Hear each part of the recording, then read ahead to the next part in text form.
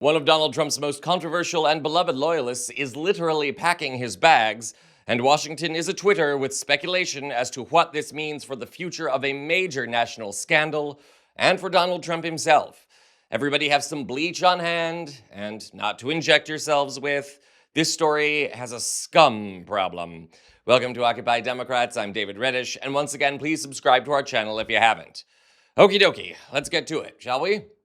We begin this story with the Epstein files, which, rather paradoxically, first entered the headlines amid conspiracy theories out of MAGA world, only to have those same MAGA fanatics shocked when Donald Trump tried to block their release. Gee, could it be because he and Jeffrey Epstein were best friends? Here's a little recap and a reminder that the clock is ticking on that time bomb set to hit 0 hour this Friday. What will the Department of Justice do? A new federal law says that all Epstein-related files must be released by this Friday, but the law also allows for some exceptions. So will this week produce any new news or not?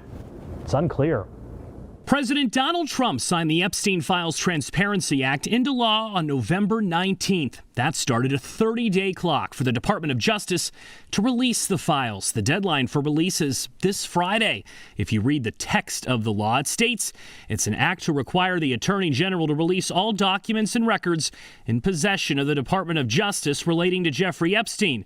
However, if you read the law even further, you realize some files can still be withheld. While it states, quote, no record shall be withheld, delayed, or redacted on the basis of embarrassment, reputational harm, or political sensitivity, it also says there are permitted withholdings if they, quote, contain personally identifiable information of victims or victims' personal and medical files, if the files depict or contain child sexual abuse materials, or would jeopardize an active federal investigation or ongoing prosecution.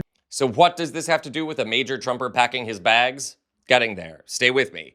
But first, it's interesting to note that two of Trump's top lieutenants, FBI Director and douche canoe Kash Patel and Deputy FBI Director Dan Bongino, both rose to Trump's attention through their conspiracy theories, which often veered into the wing nutty. And yes, that's a technical term. Confronted about his shift from lunatic fringe to the establishment, Bongino gave this strange response just a few weeks ago. I was paid in the past, Sean, for my opinions. That's clear. And one day I'll be back in that space. But that's not what I'm paid for now. I'm paid to be your deputy director. And we base investigations on facts. The difference between us and them is, we evolve. As information and new inputs come out, we can produce different outputs because that's what we believe in. We believe in facts and investigations guided by facts.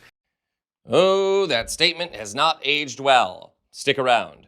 By the way, this might be a good time to mention that one of Bongino's most incendiary conspiracy theories postulated that Democrats set the pipe bombs outside the RNC and DNC headquarters on January 6th as a false flag operation. We now know that a Trump supporter set them because he thought the 2020 election was stolen. So there's that. That should be humiliating to Bongino, right? Well, maybe it is, or maybe he senses the ground is shrinking. The Daily Beast and the New York Times now report that Dan Bongino has officially packed up his office. The room is, in effect, empty. This comes as FBI insiders reported that Bongino plans to leave his job in the coming weeks, possibly as soon as this weekend. What's particularly interesting in this report is that nobody can agree on why Bongino is preparing to leave. Some speculate that he's become fed up and disgusted with the job, in particular FBI Director Kash Patel, which is just good taste. Earlier this year, a report surfaced, authored by current and former FBI officials, claiming that Patel and Bongino were, in effect, hindering, even destroying the agency. Notice how they still haven't found the shooter in the Brown mass shooting over the weekend, and are now placing blame on the university itself for failing to investigate the situation, as though Brown University has the power to launch investigations or make arrests. There are also rumors that Bongino expects to be made the fall guy on release of the Epstein files this Friday, either shouldering blame for it taking so long to release them, or should the Trump administration make a last-ditch effort to block release of the files, it might try to blame Bongino, though it remains unclear how. And lest anyone try to dismiss this new report as gossip, consider Bongino was already not showing up to work and reportedly on paid leave earlier this year after clashes with Patel and, in particular, Attorney General Pam Bondi. Bongino reportedly threatened to quit the FBI after Bondi issued a memo reaffirming that Epstein died by his own hand and that there was no Epstein client list. So in other words, it looks like the dude hates his bosses and his job. Couple that with his remarks that he once got paid to traffic conspiracy theories and vowed to again in the near future, and it looks like it's curtains for Dan Bongino. And good riddance.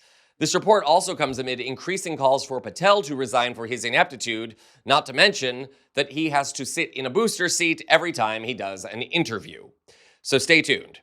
If the FBI looks impotent, and right now, in the wake of the Brown shooting, it kinda does, even the most loyal Trump heads will realize it makes the whole administration look ineffectual, and unless that is corrected, it could face major political consequences. Of course, count on us to keep you up to date on the turmoil inside the FBI, the release of the Epstein files, and all other news out of Washington. This is Occupy Democrats.